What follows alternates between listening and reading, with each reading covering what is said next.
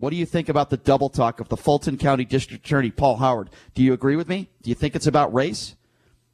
Are they going after these cops because they're white, or do you actually think these cops did wrong? 702-257-5396 is the number to call. Let's go to Nate.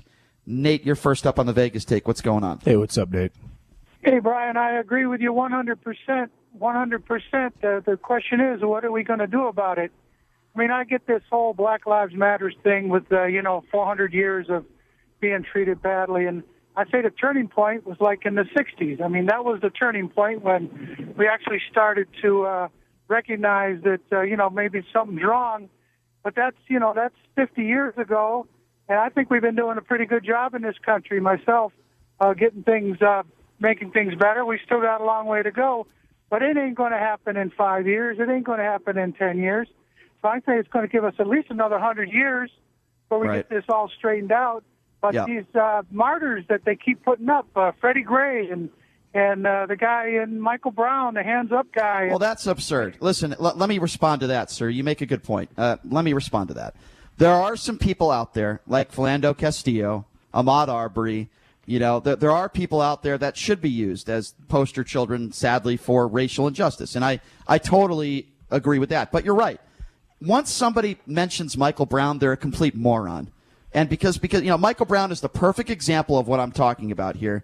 And I'm going to throw Michael Brown in there with Rayshard Brooks because I think they used a white officer who shot an African American, in this case Michael Brown in Ferguson, and it's wrong. And these idiots like Benjamin Crumbs, as I like to call him, and Al Sharpton, they want to bring up Michael Brown. The evidence was overwhelming that Michael Brown attacked that officer. He was a thug who just committed a strong-arm robbery, and it was disgusting, and it's one of my biggest criticisms of Barack Obama and his administration, because Barack Obama flew people from his administration out there to go to the Michael Brown funeral, and let me tell you something, that was a bad decision.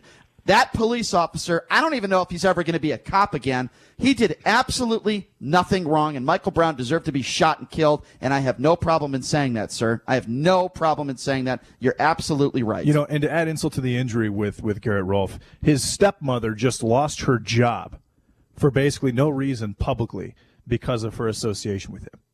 Yeah. Well, I mean, while it is important to note that there are racial injustices out there, there is systemic racism, I do believe that, it is just as important to point out that it works the opposite, and it is working the opposite right here in Atlanta, and the Fulton County District Attorney, Paul Howard, should be ashamed of himself. He is a race-baiter scumbag and no better than Al Sharpton, if you ask me. 702-257-5396 is the number to call. Let's go to Eddie. Eddie, you're next on the Vegas take. Hey, what's up, Eddie?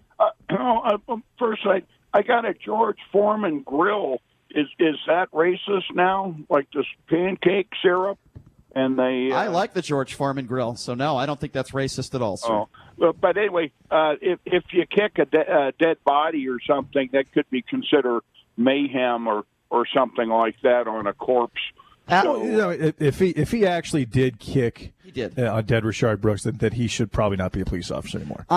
In my personal opinion, I agree. You should not kick someone to see if who he was alive or okay. something. I guess if it was a little nudge with his foot, but if he actually outright kicked him, it depends on how it happened. I don't think you can put somebody in jail for that. I think you can fire somebody. Yeah, the other thing too. What about Colonel Sanders? Is that guy's got to go probably too? You know who he is? A Kentucky Fried Chicken. I know what the chicken is. In fact, we were going to look at that cane he has. That that if you look really close, that cane has blood on it. He used to use that cane to beat slaves. So okay, well, I think you're being a little facetious. I think you're being a little facetious, sir. Correct me if I'm wrong. I don't think this is a serious phone call. It didn't sound serious. Did he compare George Foreman to Aunt Jemima? He did, yeah. By the way, for the record, and then I think he compared Uncle Ben to Colonel Sanders. By the way, for the record, I love KFC. Just for the record. Well, I'm not going to go there if he's beating black people with his cane. I actually like Popeyes more, Brian. I don't think there's any evidence that Colonel. I like that new original, the OG chicken sandwich. It's pretty tasty. I don't think there's any. I don't think there's any evidence that Colonel Sanders beat African Americans. Let's go back to the phone. 702-257-5396. Let's go to Adam. Adam, you're next on the Vegas take. Hey, what's up, Adam? Hey, what's up? I enjoy the support for the officers that you guys are, mentioning, and one thing that people have been tiptoeing about in the press was this man's criminal record. I mean, it is a long rap sheet. Yeah. He has numerous encounters with police, resisting arrest. He was facing a child abuse and child neglect, and then false imprisonment charge of having to go back on parole because he was still on parole for it. And that's why he ran. That's why he initiated all his violence. Adam, yeah, he was a calm guy. Which just totally motivated him.